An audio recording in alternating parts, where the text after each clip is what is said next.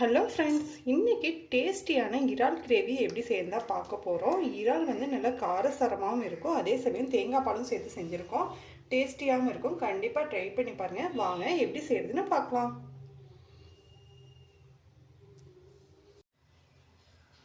Prawn gravy செய்யறதுக்கு prawn வந்து நல்லா க்ளீன் பண்ணி எடுத்தாச்சு. முதுகில் இருக்கிற அழுக்கெல்லாம் எடுத்தாச்சு.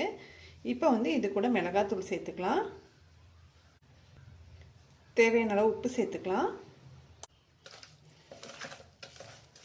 இது ஒரு அரை மணி நேரம் போல் நல்லா ஊறட்டும்.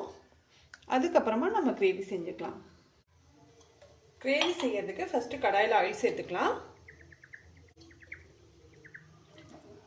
ஆயில் கொஞ்சம் எக்ஸ்ட்ராவாக இருக்கிற மாதிரி சேர்த்துக்குங்க. ஆயில் சூடானதுமே 2 பட்டை 3 கிராம்பு மட்டும் சேர்த்துக்கலாம். இது கூட கட் பண்ணி வச்சுக்கிற சின்ன வெங்காயம் வந்து கொஞ்சம் எக்ஸ்ட்ராவாக எடுத்துக்கங்க. நான் வந்து ஒரு 20-25 சின்ன வெங்காயம் வந்து கட் பண்ணி வச்சுருக்கேன். ஒரு பச்சை மிளகாய் சேர்த்துக்கலாம். எல்லாமே சேர்ந்து நல்லா வதங்கிட்டோம்.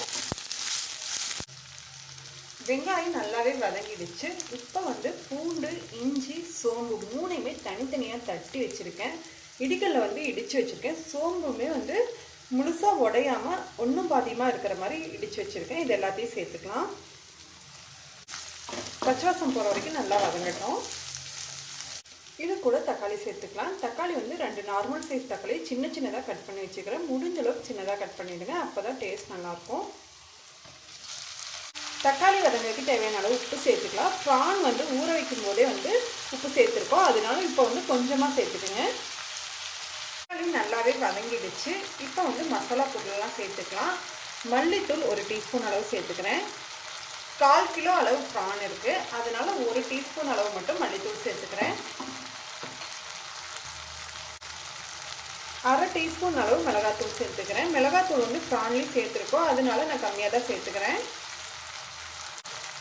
மிளகாத்தூள் வந்து 1 டீஸ்பூன் அளவு சேர்த்துக்கிறேன்.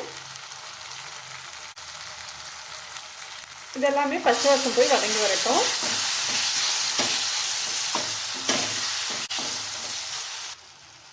இது எல்லாமே நல்லா வதங்கிடுச்சு. இப்போ வந்து நம்ம கலக்கி வச்சிருக்கிற இறால் சேர்த்துக்கலாம்.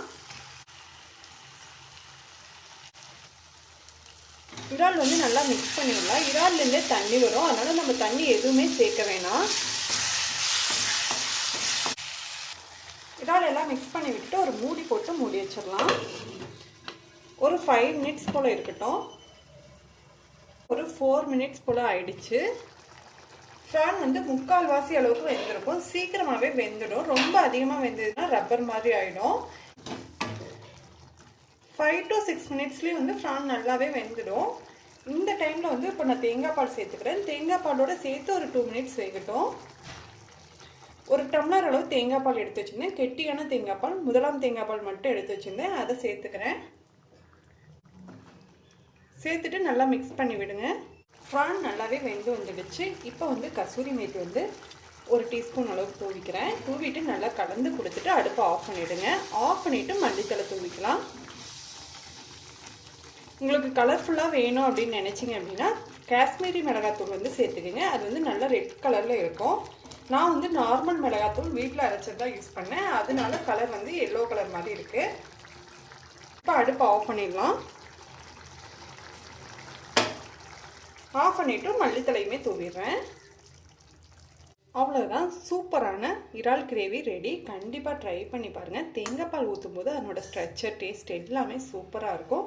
இந்த ரெசிபி பிடிச்சிருந்துன்னா லைக் பண்ணுங்கள், ஷேர் பண்ணுங்கள், கமெண்ட் பண்ணுங்கள். கண்டிப்பாக எங்கள் சேனலை சப்ஸ்கிரைப் பண்ண மறந்துடாதீங்க ஃப்ரெண்ட்ஸ். தேங்க்யூ.